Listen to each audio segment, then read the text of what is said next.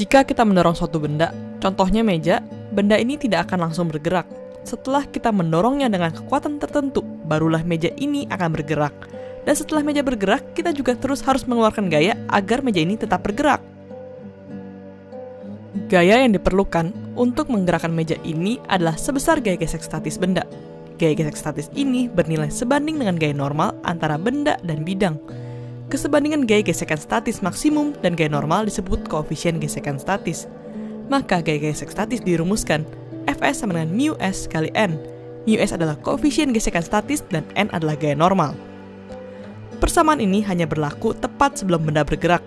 Jika gaya yang diberikan lebih kecil dari gaya gesek statis ini, maka benda akan tetap diam. Dalam keadaan ini berlaku Fs lebih kecil sama dengan μs kali n. Setelah benda bergerak, gaya gesekan yang bekerja pada benda disebut dengan gaya gesek kinetik.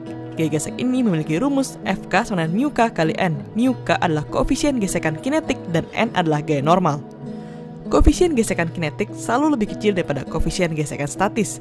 Hal inilah yang menyebabkan gaya terbesar yang diperlukan untuk mendorong benda adalah saat benda diam menuju bergerak.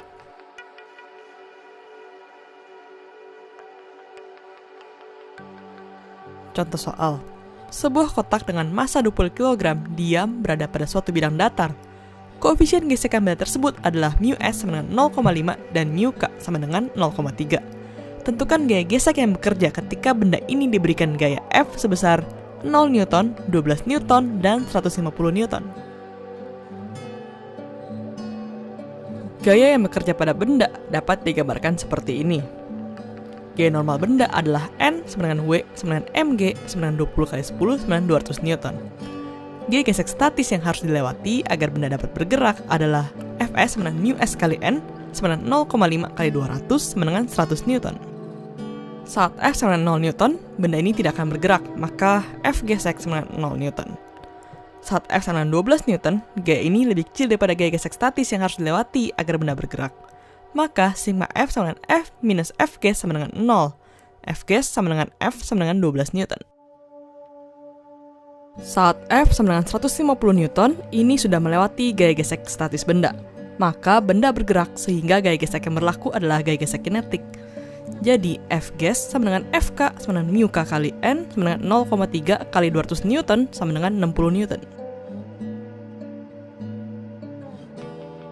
Soal kedua, pada diagram ini benda pertama memiliki massa 4 kg dan benda kedua 3 kg. Koefisien gesekan kinetik benda pertama dengan bidangnya adalah 0,3.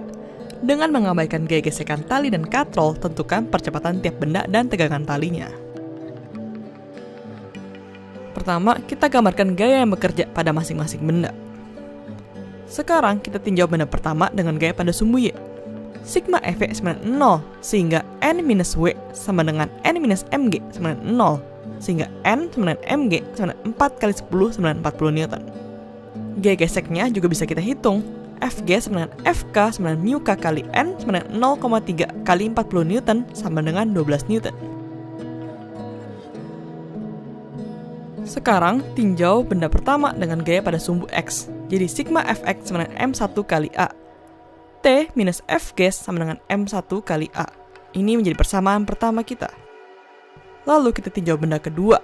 Sigma Fv sama dengan M2 kali A. M2 kali G minus T sama dengan M2 kali A. Ini adalah persamaan kedua kita. Kita bisa menambahkan persamaan 1 dan 2 sehingga mendapatkan M2G minus Fg sama dengan M1A tambah M2A. Terus A-nya bisa kita faktorin menjadi seperti ini. Maka A sama dengan M2G minus Fg per M1 tambah M2 sama dengan 3 kali 10 minus 12 per 4 plus 3 sama dengan 2,57 meter per second kuadrat. Untuk menghitung tegangan talinya, kita bisa gunakan persamaan yang pertama. T minus F ges sama dengan M1 kali A, maka T sama dengan M1A tambah F ges. T sama dengan 4 kali 2,57 tambah 12 sama dengan 22,28 Newton.